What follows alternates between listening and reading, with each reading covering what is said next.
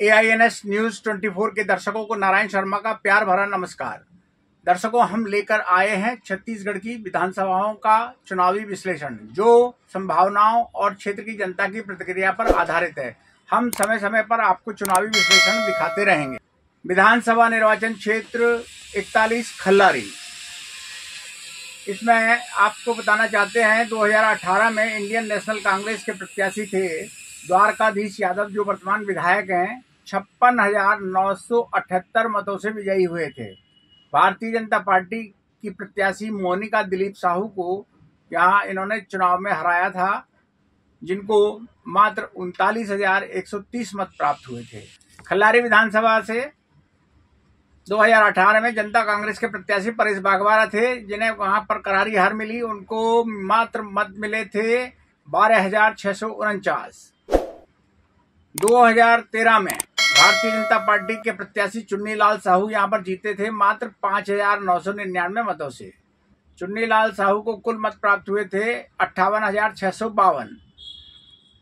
Indian national Congress के प्रत्याशी यहां पर परेश बागवारा थे, जो चुनाव हार गए थे। इसी तरह 2008 के खल्लारी विधानसभा के चुनाव में इंडियन नेशनल कांग्रेस के प्रत्याशी परेश बागवारा को जीत हासिल हुई थी। चुनाव में 22,505 मतों से जीते थे और उन्हें कुल मिलाकर 66,074 मत प्राप्त हुए थे। यहां पर भारतीय जनता पार्टी के प्रत्याशी प्रीतम सिंह दीवान चुनाव हार गए थे, जिन्हें 43,569 वोट मिले थे। इसी तरह विधानसभा चुनाव 2003 में भारतीय जनता पार्टी के प्रत्याशी प्रीतम सिंह दीवान 5,625 मतों से जीते थे। उन्हें कुल मिलाकर 33,701 मत मिले। यहाँ पर प्रत्याशी इंडियन नेशनल कांग्रेस के थे भेकराम साहू, उन्हें 28,076 मत प्राप्त हुए थे। निर्दलीय प्रत्याशी के रूप में परेश बागवारा थे, जिन्हें 21,201 मत मिले थे। खल्लारी विधानसभा में 2003 के चुनाव में भाजपा जीती थी और 2013 के चुनाव में भी भाजपा जीती थी। इसी तरह 2008 के चुनाव में कांग्रेस जीती थी और 2018 के चुनाव में भी कांग्रेस जीती थी। इस बार यहां पर कांटे की टक्कर रहने की संभावना है। देखते हैं चुनाव परिणाम क्या बताते हैं। 2023 के चुनावों के लिए खल्लारी विधानसभा से श्रीमती अलका चंद्राकर को भारतीय जनता पार्टी ने प्रत्याशी बनाया है और ये नई प्रत्याशी हैं। देखते हैं इस बार खल्लारी में क्या परिणाम आएगा। चुनाव में कांटे की टक्कर होने की संभावना दिखाई दे रही है। अब हम आपको अभनपुर विधानसभा क्षेत्र का परिणाम क्या होगा, क्या रहे थे, उसके बारे में जानकारी देते हैं। 2018 में इंडियन नेशनल कांग्रेस के प्रत्याशी धनेन्द्र साहू थे, जो 23,471 मतों से विजयी हुए। भारतीय जनता पार्टी के चंद्रशेखर साहू को यहाँ करारी हार मिली थी। उन्हें मात्र 53,290 मत प्राप्त हुए थे। धनेन्द्र साहू जी को 76,761 मत प्राप्त हुए थे। 2013 में भी इंडियन नेशनल कांग्रेस के प्रत्याशी धनेन्द्र साहू ही विजय हुए। 8,354 मतों से विजयी हुए थे। उन्हें कुल 67,926 मत प्राप्त हुए थे। भारतीय जनता पार्टी के प्रत्याशी चंद्रशेखर साहू यहाँ चुनाव हार गए थे। उन्हें मात्र 59,572 मत प्राप्त हुए थे। 2008 में अभनपुर विधानसभा में भारतीय जनता पार्टी के प्रत्याशी चंद्रशेखर साहू विजयी हुए थे। मात्र 1,490 वोटों से उन्हें जीत मिली। उन्हें कुल 56,249 मत प्राप्त हुए थे।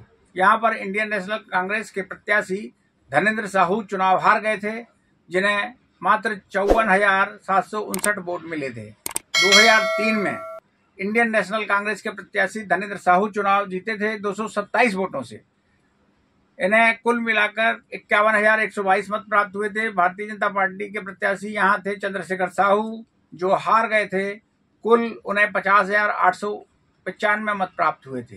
भारतीय जनता पार्टी ने 2023 के चुनाव के लिए जिन 21 सदस्यों की सूची जारी की थी, अभनपुर से उन्होंने इंद्र कुमार साहू को, नए कैंडिडेट को उतारा है।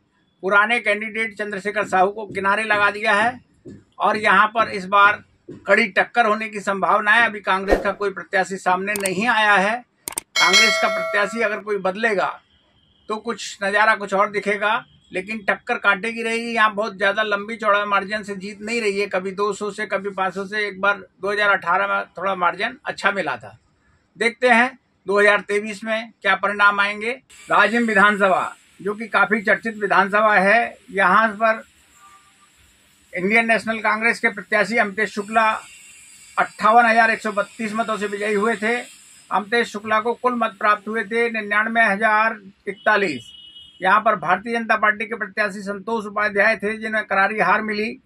उन्हें मात्र 40,909 मत प्राप्त हुए थे।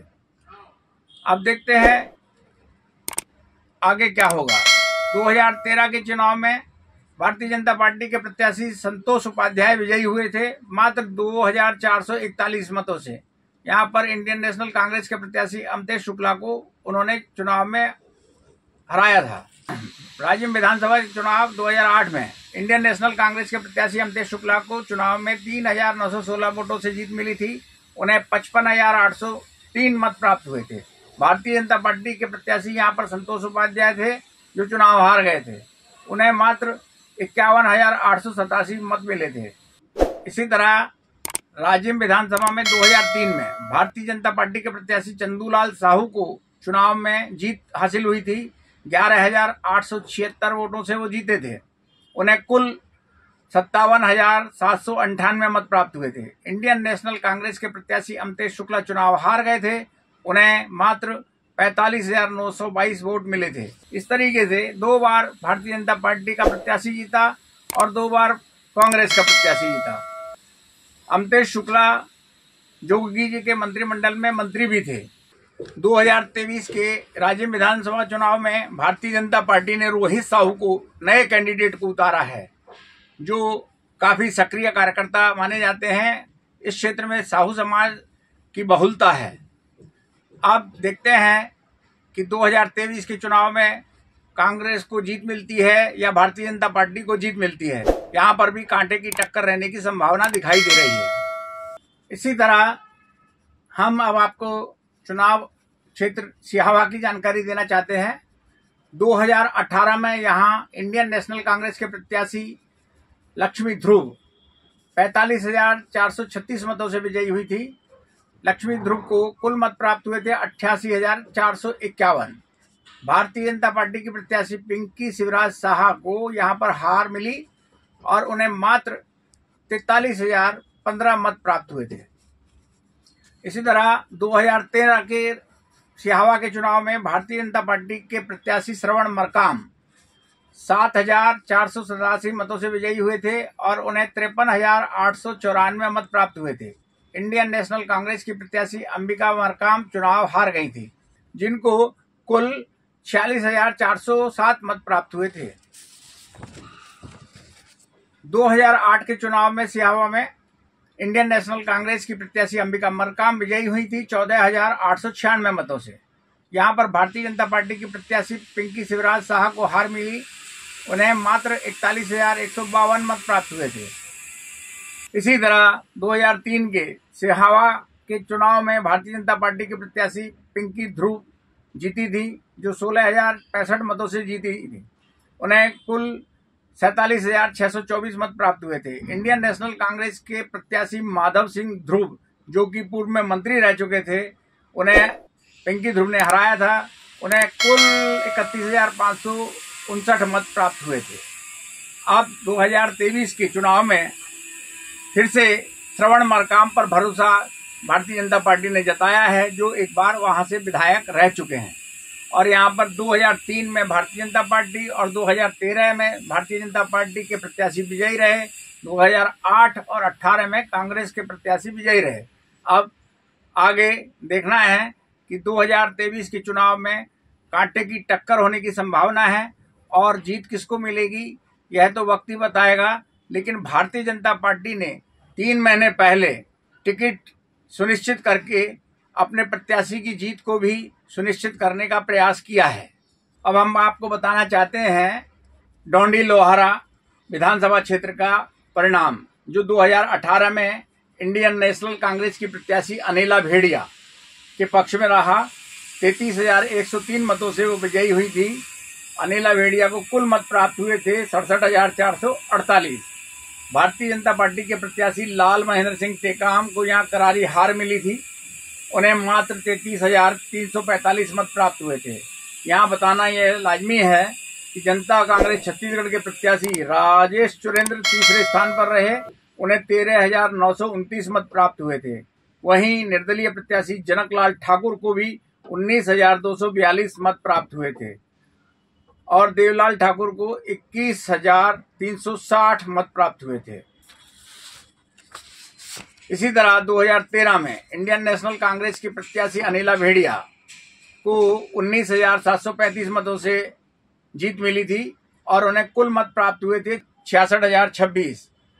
भारतीय जनता पार्टी के प्रत्याशी होरीलाल रावटे यहां चुनाव हार गए थे। उनको कुल मत 46,291 मत प्राप्त हुए थे। इसी तरह 2008 के चुनाव में डोंडीलोहारा में भारतीय जनता पार्टी की प्रत्याशी नीलिमा सिंह टेकाम विजयी रही थी 3,987 वोटों से। उन्हें कुल मत प्राप्त हुए थे 41,534। यहाँ पर इंडियन नेशनल कांग्रेस की अनीता कुमेटी को हार का सामना करना पड़ा, जिन्हें 37,547 मत प्राप्त हुए थे। 2003 के चुनाव में भारतीय जनता पार्टी के प्रत्याशी लाल महेंद्र सिंह टेकाम को इस चुनाव में जीत मिली थी, जो 10,743 वोटों से मिली। उन्हें कुल मत 46,147 प्राप्त हुए थे। इंडियन नेशनल कांग्रेस के यहाँ डोमेंद्र भेड़िया को हार का सामना करना पड़ा। उन्हें 35,404 मत प्राप्त हुए थे।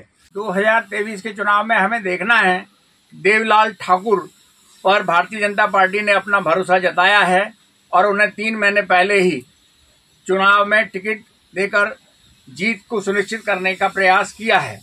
देवलाल ठाकुर पूर्व में भी निर्दलीय प्रत्याशी रह चुके हैं और उन्हें काफी संख्या में वोट मिले थे। अब हम बताना चाहते हैं कि देवलाल ठाकुर बहुत सक्रिय कार्यकर्ता हैं भारतीय जनता पार्टी के और इस समय बहुत ही तेजी से उभरते हुए प्रत्याशी हैं। इनकी जीत की संभावना भी दिखाई दे रही है। भारतीय जनता पार्टी और कांग्रेस की हार और जीत का फैसला कुछ और पार्टियां भी करेंगी, जो वोट काटकर किसके पक्ष में मतदान को प्रभावित करेंगी। उनमें है आम आदमी पार्टी, जनता कांग्रेस जे जो कि जोगी कांग्रेस के नाम से जानी जाती है, गोंडवाना गणतंत्र पार्टी, बहुजन समाज पार्टी, सर्व आदिवासी समाज party, Chhattisgarhiya Kranti Sena, Rashtravadi Congress party, Samajwadi party, police Peedit Samaj party, Shiv Sena, Chhattisgarh समाज पार्टी और नोटा में भी बहुत सारे वोट गिरते हैं।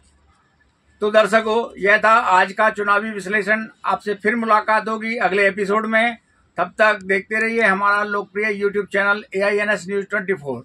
हमारे न्यूज चैनल को लाइक सब्सक्राइब करना ना भूलें और बेल आइकन का बटन दबाना ना भूलें। नमस्कार।